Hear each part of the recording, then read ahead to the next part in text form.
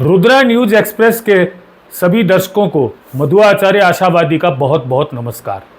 मित्रों, आज हम एक ऐसे विषय पर 8 से 10 मिनट बात करना चाहेंगे जो हमारी अस्मिता से जुड़ा हुआ है, जिससे हमारी भाषा और हमारी संस्कृति जुड़ी हुई है। हमारे राजस्थान की संस्कृति को दुनिया की सबसे बड़ी और पुरानी संस्कृति माना जाता है। हम उस राजस्थानी भाषा को लेकर आपस में कुछ विचार मंथन करेंगे। कल एक आदेश बहुत तेजी से वायरल हुआ। यह आदेश महामहिम राज्यपाल की तरफ से निकाला गया था, जिसमें यह लिखा गया है कि राजस्थान के सभी विश्वविद्यालयों में अब शास्त्रीय मराठी भाषा के अध्ययन का एक एक केंद्र स्थापित किया जाए, ताकि लोगों को मराठी भाषा पढ़ाई जा सके। इस नए आदेश को लेकर देश और दुनिया भर के 12 करोड़ से अधिक राजस्थानी उद्वेलित है। उनको लगता है कि इस आदेश के जरिए उनके घाव पर नमक छिड़कने की कोशिश की गई है, क्योंकि हम 75 साल से लगातार हमारी राजस्थानी भाषा की संवैधानिक मान्यता की मांग को लेकर आंदोलन कर रहे हैं। 3 पीढ़ियां इसमें हमारी खप चुकी है, लेकिन सत्ताओं की निष्ठुरता के कारण आज तक हमारी भाषा को संवैधानिक मान्यता नहीं मिली। वो संविधान की 8वीं अनुसूची में शामिल ही नहीं हो पाई, जबकि इससे कम संख्या में बोली जाने वाली भाषाएं संवैधानिक मान्यता प्राप्त कर चुकी है।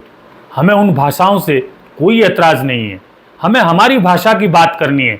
हम अपनी भाषा को लेकर चिंतित नहीं होंगे तो एक दिन ऐसा आएगा कि दूसरी कई भाषाओं की तरह हमारी भाषा भी विलुप्त हो जाएगी, हमारी संस्कृति भी विलुप्त हो जाएगी। यह आदेश महामहिम राज्यपाल की तरफ से समस्त कुल गुरुओं को दिया गया है कि वो अपने अपने विश्वविद्यालयों में मराठी भाषा के अध्ययन का एक केंद्र स्थापित करे।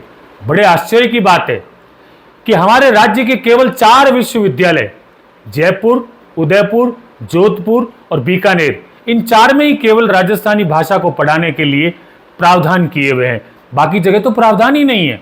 जबकि हमारी नई शिक्षा नीति ने बहुत स्पष्ट रूप से कहा है कि अगर बच्चे को उसकी मातृभाषा में शिक्षा दी जाती है तो वो बहुत जल्दी विकास करता है, और बच्चे का विकास हमारे प्रदेश का विकास होगा, हमारा विकास होगा, राजस्थानी समाज का विकास होगा। उस नई शिक्षा नीति को लागू करने का काम हमारे राज्य की किसी भी सरकार ने नहीं किया। सरकारें बदलती रहती है, लेकिन कहते हैं ना कि सत्ता का चरित्र हमेशा एक जैसा रहता है। इसी कारण हमारी राजस्थानी भाषा आज तक उपेक्षा का शिकार होती रही है। जबकि माना यह जाता है कि यह भाषा उस वक्त की है जब वेद लिखे गए थे, जब उपनिषद लिखे गए थे, उनमें राजस्थानी भाषा का स्पष्ट उल्लेख मिलता है। हमारे विद्वान बहुत बार साबित कर चुके हैं कि विपुल मात्रा में राजस्थानी साहित्य हर विधा में उपलब्ध है। इसके अलावा हमारे पास अपनी भाषा का एक बहुत बड़ा विशाल शब्दकोश है। एक नहीं, 2 शब्दकोश हैं, और उन 2 शब्दकोशों के जरिए लाखों शब्द हमने राजस्थानी के एकत्रित किए हुए हैं, और हम लगातार अपनी भाषा को मान्यता देने की मांग कर रहे हैं। और उसके बीच में ये एक मराठी भाषा का केंद्र बनाने की बात आने से एक बार राजस्थानी फिर से उद्वेलित होने लग गए हैं। उनको ये बात नागवार गुजरी है, क्योंकि जब तक राजस्थान में राजस्थानी भाषा को पढ़ाना अनिवार्य नहीं किया जाएगा, तब तक किसी दूसरी भाषा का महत्व क्या है। और अगर राजस्थान में ही राजस्थानी नहीं पढ़ाई जाएगी तो फिर कहाँ पढ़ाई जाएगी? पंजाब, कर्नाटक, तमिलनाडु, उसमें तो राजस्थानी पढ़ाने से रहे। राजस्थानी तो केवल राजस्थान में ही पढ़ाई जा सकती है।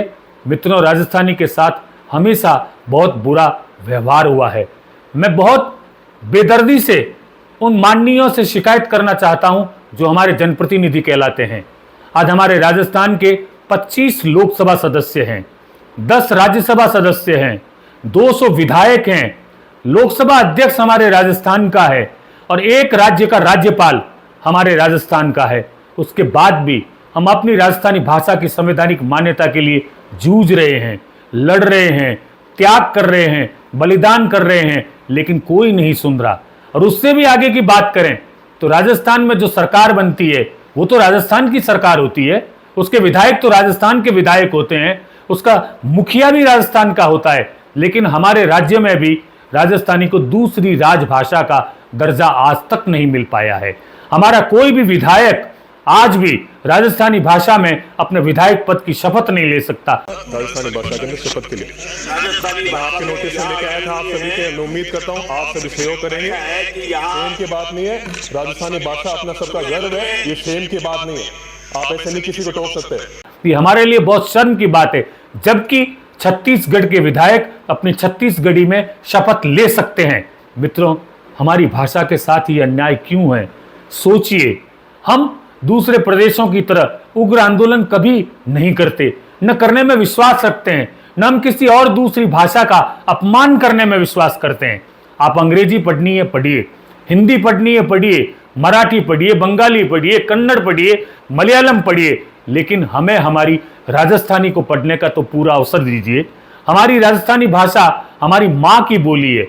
हमारी माँ ने जिस भाषा में सपने देखे, जिस सपनों को साकार करने की ताबीर बनाई, अगर वही भाषा हमसे छूट गई तो हमारी तो अस्मिता ही खत्म हो जाएगी। आज एक राजस्थानी व्यक्ति देश और दुनिया में कहीं भी जाता है तो अपनी भाषा, अपनी पोशाक के कारण पहचाना जाता है, अपनी कल्चर के कारण पहचाना जाता है। लेकिन अगर वो ही समाप्त हो गई तो हम तो किसी भी प्रदेश के नहीं रहेंगे और एक सामान्य नागरिक बनकर रह जाएंगे। इसलिए मित्रों, हमें मिलकर हमारी भाषा की मान्यता के लिए बहुत ठोस प्रयास करने चाहिए, और अब नहीं तो कभी नहीं, क्योंकि हमारी भाषा के साथ ऐसा बुरा अन्याय होते अब ज्यादा सहन नहीं किया जा सकता। मैं कहना चाहता हूं हमारे माननीयों से कि जब वो अपने विधानसभा क्षेत्र और लोकसभा क्षेत्र में वोट मांगने जाते हैं, तब कैसे वो जनता से राजस्थानी में बात करते हैं, कैसे वो जनता को अपनी भाषा में कहते हैं कि हमें वोट दीजिए। वही लोग जब विधानसभा या संसद में पहुंचते हैं तो वहां जाकर हिंदी या अंग्रेजी भाषा में जाकर अपनी शपथ लेते हैं। ये हमारी भाषा के साथ अन्याय है। अगर किसी एक देश की भाषा, किसी प्रदेश की भाषा समाप्त होती है तो याद रखिए उस प्रदेश की संस्कृति भी समाप्त हो जाती है। मित्रों, हमारी राजस्थान की एक रिच संस्कृति, जिसके लोकगीत, जिसका लोक नृत्य, जिसके लोक रंग पूरे दुनिया में पहचाने जाते हैं, धीरे धीरे वो कम हो रहे हैं, क्योंकि आधुनिकता की दौड़ में हम इतने उलझ गए कि हमारे से कई हमारी संस्कृति के शब्द छूट गए, हमारी संस्कृति के पहनावे छूट गए।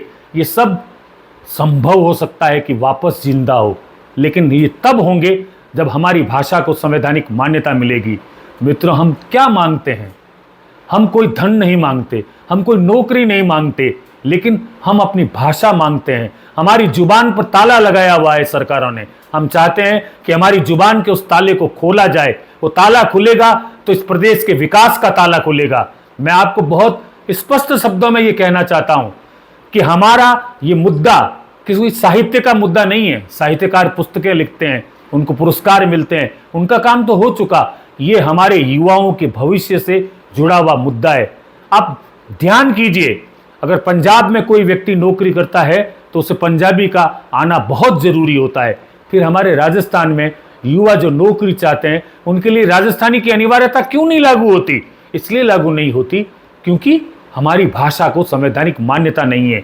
अगर हमारी भाषा को संविधान की 8वीं अनुसूची में शामिल किया जाता है तो फिर हमारे यहाँ भी चपरासी लेकर प्रशासनिक अधिकारी तक के हर पद की भर्ती के लिए 20% अंक हमारी भाषा में पूछे जाएंगे, और हमारी भाषा में जवाब वो ही दे पाएगा जो राजस्थान का होगा, जो राजस्थानी को जानता होगा, वो अपनी मातृ भाषा से प्रेम करता होगा।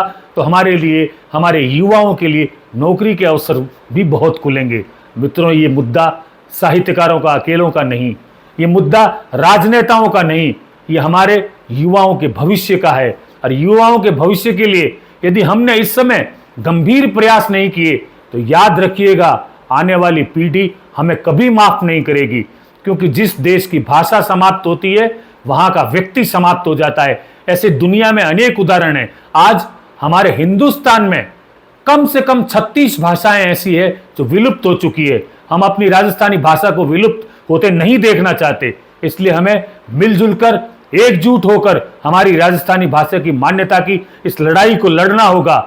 हमें जनप्रतिनिधियों को इस बात के लिए मजबूर करना होगा कि सत्ता किसी की भी हो, मैं किसी एक दल की सत्ता की बात नहीं करता, हर सत्ता को यह एहसास कराना होगा कि हमारी मातृ जुबान, हमारी माँ भाषा, हमारी मायड़ भाषा, उसे हमें मान्यता देनी चाहिए। अगर नहीं दी तो हमारा युवा अब खड़ा होगा और आपको एक ऐसा सबक सिखाएगा कि उसे आप सहन नहीं कर पाएंगे। मित्रों, राजस्थानी भाषा की मान्यता का ये मुद्दा आप भी समझिए, आप भी उठिए, आप भी जागिए और लोगों को जगाइए, राजस्थानियों को, क्योंकि हमारे लोग पूरी दुनिया में व्यापार संभाले बैठे हैं, अर्थ का पूरा तंत्र संभाले बैठे हैं। यदि हम लोग एकजुट होकर तो अपनी भाषा की मान्यता के लिए लड़ने लगे तो किसी भी सरकार में ये हिम्मत नहीं होगी कि वो हमारी भाषा को संवैधानिक मान्यता न दे। इसलिए मित्रों, मेरी हाथ जोड़कर आपसे विनती है कि एक बार अपनी मातृभाषा के लिए जाग जाइए, अपनी संस्कृति के लिए जाग जाइए, अपनी अस्मिता के लिए जाग जाइए और अपनी माँ का कर्ज चुकाने के लिए लड़ने को तैयार हो जाइए। बहुत बहुत धन्यवाद। चेतो, उठो, खुद को करो।